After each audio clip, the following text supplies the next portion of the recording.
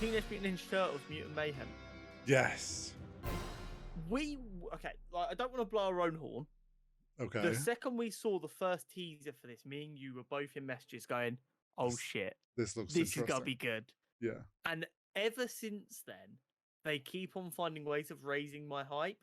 I Yeah. don't think a film has had more potential to upset me And Spider-Verse? ever. No, because I knew Spider-Verse wouldn't miss. What about the first one? No, the first one I wasn't expecting much of. I was True, like, because it was like, it looks yeah, cool, but let's see if it can do something. yeah, Then the second one, I knew what they could achieve, and I trusted them to pull it off. yeah, fair. I'm trying to think anything. The only other thing that I've been close to was like the Flash, and that did disappoint. So like that's the only scary thing. Maybe the Batman, because we hoped that. Yeah, there was a And danger the Batman could have been really disappointing, but I guess at the same time we didn't know what to expect. yeah, but no, I think you're right, and we are both very much hyped for this, and it's like it seems hard to believe that this will flop in any way, but obviously, like, if it did, like, it would be the biggest disappointment if it wasn't what we hoped. It's one of them things where only seeing this flop is if just not enough people go to the cinema for it. Doesn't make it a bad film situation. Yeah. Like the live action Power Rangers reboot in like 2018. That was not a bad film. Just not enough people went to the cinema to see it, so it did shit. And I know everyone's like, "Oh well, clearly it wasn't a financial success." Then it's like, but Everything's there's a real problem with in the cinema now. You can't have a cult classic anymore. And I actually saw an interesting article about this because if you actually look at a lot of cult classics, they didn't do well in the cinema, which is why it's a cult classic. Yeah. So it's like just becomes this tiny film that not many people ever saw. And then with the dawn of the internet, you had them people who did see it and love it. They were able to find each other, and then this little community manages to build on the internet, which over time then convinces more people to see it or whatever, or it'll go on a Netflix and you'll be able to watch it. Yeah. But now you'll get a film done by say Disney. Yeah. It'll go to the cinema. It'll do shit. They'll put it on Disney Plus for a year. No one will see it.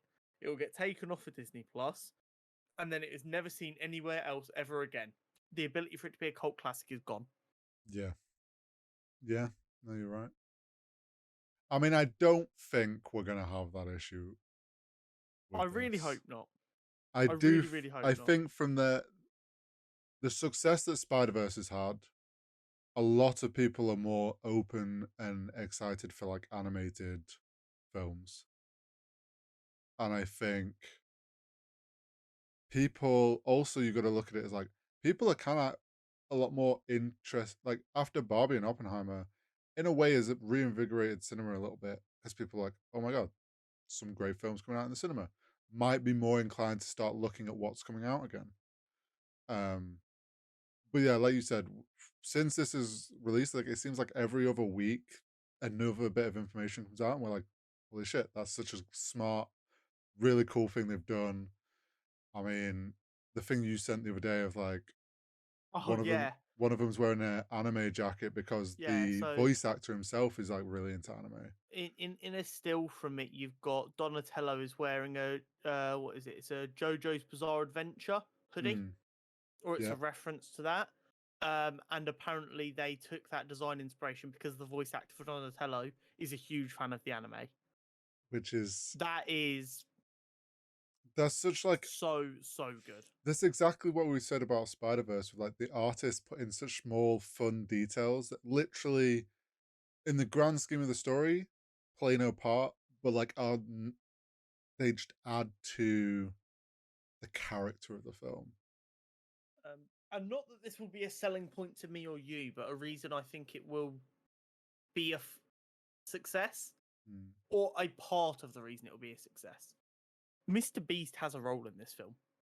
Yeah, so you send me a thing about that. I wonder, after you said that, I was like, I wonder how, but they're often, we've seen in the trailers, they're like recording each other. Quite clearly going to be making like YouTube videos. There's going to be an animated Mr. Beast video they watch at some point. It's either going to be something they watch, or somehow there's like he shows up and... Well, you got to remember they're 12 or 13-year-olds in the year 2023. They're watching Mr. Beast. Yeah. Another thing to note while we're talking about it is he was doing a bit of promotion for the film, Mm. and people were accusing him of crossing picket lines. He has confirmed that because he's not under SAG-AFTRA, and he was a contract that was agreed before the strike, it comes under what they've said. They don't expect. Yeah, they understand that he doesn't have a choice. He has to do it. Otherwise, he'd be in breach of contract and then could have own repercussions for him. And because he's not part of the union, there's not a lot he can do. Yeah, he's not protected to not do those things. Exactly. Yeah. But I mean, there is no reason to believe that this film is going to be anything less than superb. I've seen some early reviews saying things like Spider-Verse might not be your favorite animated film this year anymore, which is bold, but I mean, there will definitely be people who prefer this. It's just because of the nature of the different storytelling. There might be people who prefer this. And it's got 95 and 95% on Rotten Tomatoes from people who've already seen it.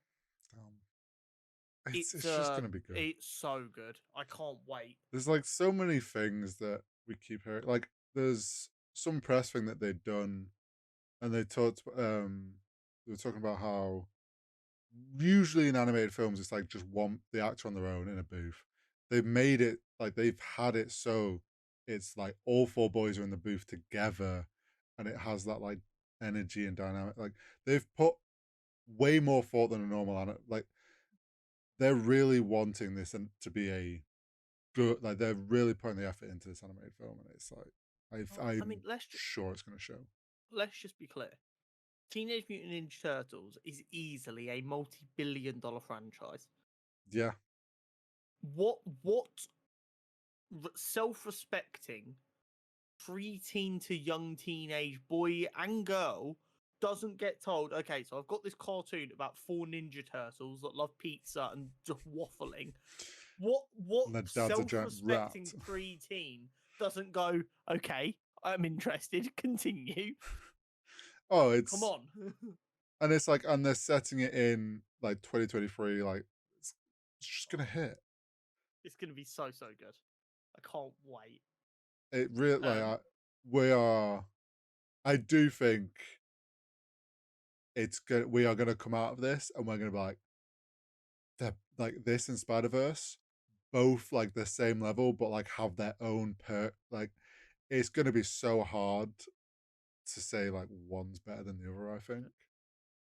We said last week, there's also rumors that a sequel and a TV series with the same actors already been greenlit. So clearly, internally, they're all very confident it's going to do well. They've got an absolutely loaded cast. Well, yeah, they've been so smart about it. Like they've picked 4 relatively unknown actors to play the young turtles, and then they've just stacked everybody else because, like, why not? And they've stacked it with actors that are like kind of the vibe of teenage. Like they're all like either comedy or way more laid back. Like they've got Post Malone in there. Yeah. Like, and Jackie Chan being Splinter is like honestly the best decision ever. It's a casting I wouldn't have considered, but the second you hear it, you're like, but of course, who else would it be? Well, yeah, it's like it's one of those where you don't consider it because everyone's kind of like, oh, Jackie Chan's essentially done. Like he's not really been doing anything anymore. Like he's had he's moved past being the artsy, like has his own stunt companies and stuff, studios and productions. Yeah, and it's like, well, yeah, of course. Like who else are you gonna have to be the character that teaches turtles kung fu? Of course, like it's so obvious. Yeah. And I've got a feeling next week we're gonna, or in the coming weeks, we're gonna have to have a real conversation about Seth Rogen and his inability to miss when it comes to this medium. Because there's a pattern merging. Yeah. Anyway, that's interesting.